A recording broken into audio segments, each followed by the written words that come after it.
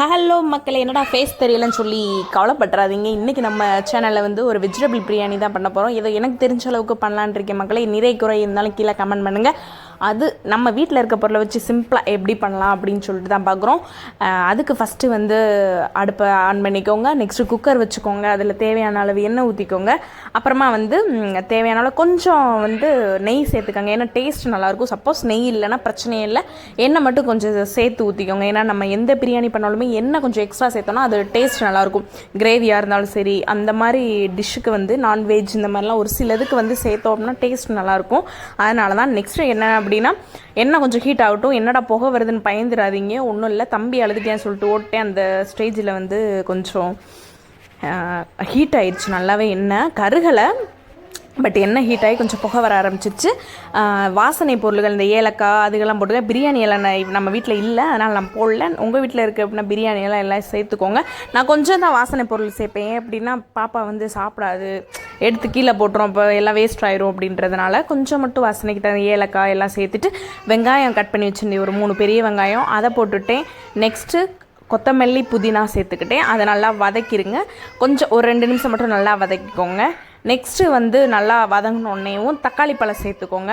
தக்காளி பழம் சேர்த்துட்டு கொஞ்சம் சால்ட்டு சேர்த்துக்கோங்க. ஏன் அப்படின்னா அப்போ தான் கொஞ்சம் நல்லா வேகும். ஏன்னா நம்ம ஒரு ஸ்டேஜில் ஒன்று போடுறப்ப தான் உப்பு நல்லா பிடிச்சி கரெக்டாக இருக்கும். அதனால தான் நல்லா தக்காளி வதங்குற அளவு வெயிட் பண்ணிவிட்டு நெக்ஸ்ட்டு இஞ்சி பூண்டு பேஸ்ட்டு சேர்த்துக்கோங்க. இஞ்சி பூண்டு பேஸ்ட்டு சேர்த்ததுக்கப்புறம் அந்த பச்சை வாடை போகிற வரை நம்ம கொஞ்சம் வெயிட் பண்ணணும்.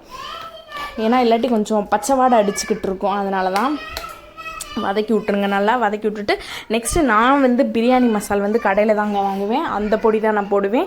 இதில் வந்து ஆஃப் பொடி தான் போட்டேன் நான். ஏன்னா ஆஃபை விட கொஞ்சம் கம்மி தான். ஏன்னா பாப்பா வந்து உரப்பு சாப்பிடாது, தம்பியும் சாப்பிட மாட்டான் உரப்பு, அதனால் கம்மியாக தான் நான் போட்டேன். நெக்ஸ்ட்டு வந்து கொஞ்சம் கறி மசால் பொடி நான் சேர்த்துக்கிட்டேன். நீங்கள் உங்கள்கிட்ட கறி மசால் பொடி வீட்டில் அரைச்சது இருக்குது அப்படின்னா நீங்கள் அதவே சேர்த்துக்கோங்க. ஓகேவா? கொஞ்சம் கறி மசால் பொடி சேர்த்தேன், பட் இதில் காமிக்கல போல். ஓகேங்க, அதை சேர்த்துக்கோங்க. நெக்ஸ்ட்டு நான் காய் வந்து பச்சை பட்டாணி முதல் நாள் நைட்டே ஊற வச்சுட்டேன். உருளைக்கிழங்கு ஒரு 2, கேரட், பீன்ஸ் இந்த மாதிரி வந்து நீங்கள் செஞ்சு கொடுக்குறப்போ உரப்பில்லாமல் கொஞ்சம் செஞ்சு கொடுத்தீங்கன்னா பாப்பா அவங்க காயும் சேர்த்தே சாப்பிட்ருவாங்க.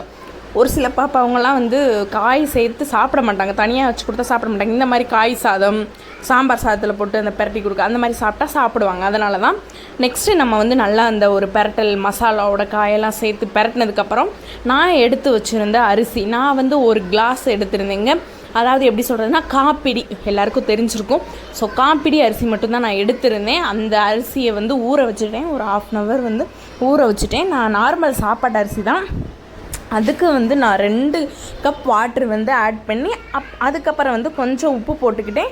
நீங்கள் வந்து டேஸ்ட்டு பார்த்துக்கோங்க, சரிங்களா? உப்பு வந்து எப்பயுமே நம்ம சமையல் பண்ணுறோம் அப்படின்னா கொஞ்சம் உப்பு மசாலாவும் எக்ஸ்ட்ரா இருந்தால் தான் அந்த டேஸ்ட்டு வந்து நல்லாயிருக்கும். நம்ம வந்து காரம் கம்மியாக போடுறதுனால கொஞ்சம் கம்மியாக இருக்க மாதிரி தான் இருக்கும். பட் உப்பு வந்து கொஞ்சம் கூடுதலாக இருந்தால் தான் கரெக்டாக ஃபிட்டாக அந்த சாப்பாட்டோட கரெக்டாக ஆகும். ஓகேவா? நெக்ஸ்ட் வந்து எல்லாமே ஓகேவாகிடுச்சு. நம்ம வந்து அரிசி எல்லாம் போட்டதுக்கப்புறம் குக்கர் நான் வந்து 2 விசில் வச்சுட்டேன் மக்களே.